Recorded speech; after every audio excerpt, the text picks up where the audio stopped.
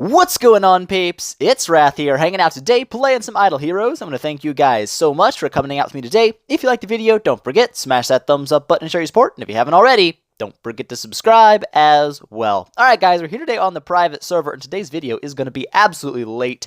Do you know why? It's because I slept for like 11 hours. I don't know what happened to me. I just went comatose. Then I woke up 11 hours later, and it was good. It was great sleep. I could have slept longer, but I was like, whoa. I gotta get up. Alright, so it definitely happened. It's gonna be a late video. I was pretty much in a coma for a while. It was amazing. Best sleep of my life, but whatever. Here we go. We're here at the private server to talk about the private server events because obviously it follows a different event schedule than official because they are separate games now. So we're going to cover the events over here.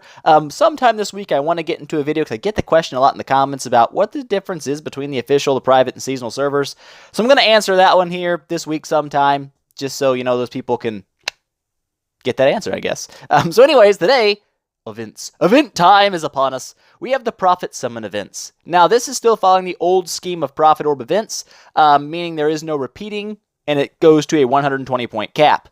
Same as before, the rewards haven't changed a whole lot.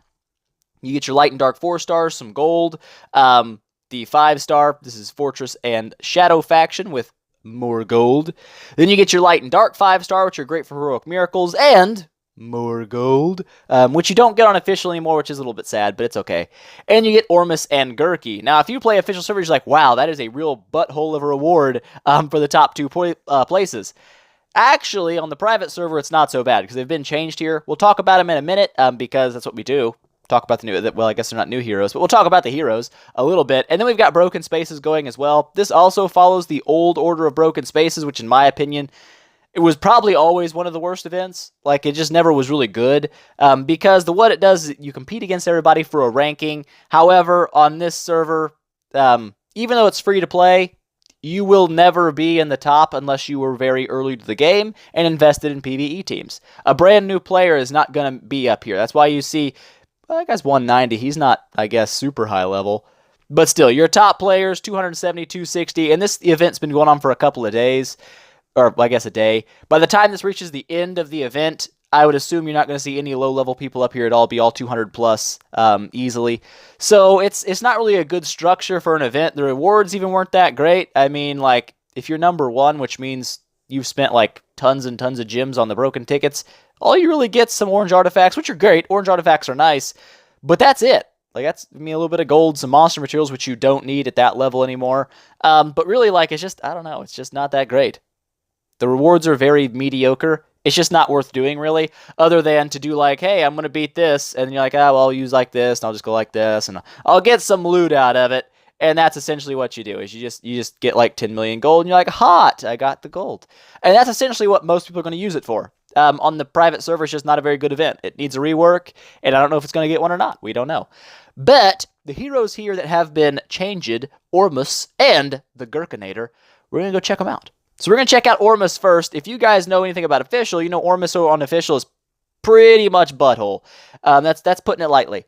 Over here, he's slightly less butthole. The biggest thing that made him actually worth using was he got a speed buff. A nice one. 1208 speed means he's actually a pretty quick healer now, whereas before he was one of the slowest heroes in the game. Legit. He was at the very bottom rung of speed, and everybody was faster than Ormus. Now it's not the case. Also, the private server removed that really dumb RNG on him getting an extra heal pop and just made it natural. So every time he does cast his heal, he's going to get the big heal. And that's good. It makes Ormus far more usable than before, where it was you kind of hoped he dropped that big heal. And it was kind of a dumb thing to have to hope for on someone that's only job was to heal. But whatever. It's thing. They changed it over here, made him quite a bit better with his active skill. The first passive changed as well. It removed the burn damage, which, I'll be honest, was kind of dumb anyway. Didn't make a lot of sense on him to have a burn damage on his basic attack, but he had it. So he swapped that over, and now he heals the ally with the lowest health instead of just a random ally, which, again, makes him far more useful because now you know that basic attack heal is going to be going to someone who needs it rather than, oh, you're at full HP? Well, here's a top off. You don't need it. The guy that's about to die, that guy needs it, and now he's going to get it. So that makes Ormus quite a bit better as a healer on the private server. The next passive here is just kind of his normal passive, the attack and the HP buff, but it also threw in the speed boost, plus 100 to get him to 1208. Obviously, like I said, he was a super duper duper duper duper slow hero before. Now he's at least, fast and decently usable. And his last passive, while it did get better, I believe, it also isn't really that great still. When he falls below 30% health, all allies take 250% of attack as healing.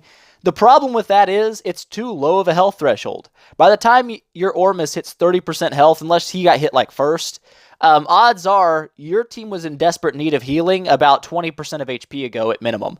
So I think that should probably proc at 50% health rather than 30% health to kind of retop your team off. But in this case, it's just, I feel like it's a little too late of a proc to make it super great. However, the other changes do kind of balance it out and make him a much faster, more reliable healer than he was before. So I would say Ormus actually isn't terrible now. Would I still include one in an in-game team? I would say no. Personally, I don't see it. I feel like Belrain's going to be much better for a PvP-based healer, and I still feel like Vesa is going to drop more damage and keep decent healing for your team for PvE roles. I still don't think he's all that worth it. He's just not nearly as bad if he's like your first healer build. You're not going to be like, wow, this guy really blows balls all the way to 10-star. Now he's going to be like, hey, he only blows balls up until 10-star now, and then he's slightly less bad. Which is good. I mean, it's good for Ormus. It made him slightly better, but still probably not a powerhouse, and probably still not something you're going to see in a lot of teams, because he's still Ormus. He's still Ormus. He doesn't have a really great specified role. Like, if his heal was enormous, you'd probably see him more often, but I mean, it's still a good chunk of healing. It's just, it's not that great when you compare it to like an attack-based Vesa. She'll probably still out-heal him. Just a thing. But anyways, that's Ormus. Let's talk about Gurkha. The Gurkha Nader, the one, the only, the Gurkha. Ooh, the mysterious shoe hand. He is here. He is here, and we're going to talk about him. So, the Gurkha Nader also used to be one of the slowest units in the game, now got a decent speed buff, not nearly as fast as Ormus, but the big change to Gurkha comes in his active skill.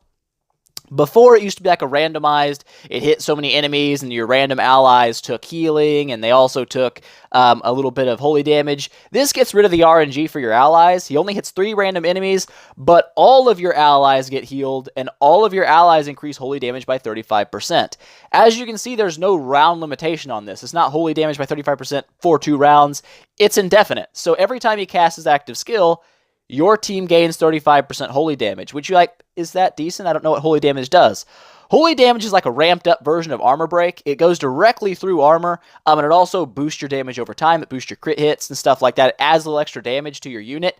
So if you constantly stack it and stack it and stack it on your team is going to hit harder and harder and harder as the battle goes on, which in my opinion made Gurkha a very solid support for PvE. I feel like he's actually going to have some decent use now in the private server, whereas before, nobody really cared to build him other than because he looked cool, which was why I built one, or was building one, unofficial. Still am building unofficial, but whatever.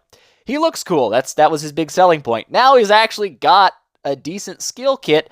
I'm not sure how well it works in PvP. He is at least a little bit faster now for PvP, and he does stack that holy damage. I don't know how great it's going to be. It might be amazing, but like I said, I'm not a super avid PvP player. I don't really like to delve into it. It's not my jam on mobile, never really has been. It's just too unbalanced. Even on the private server, PvP is wildly unbalanced. It's never going to be balanced. It can't be, it's just the nature of the game. But he does seem decent now, at least way better than before.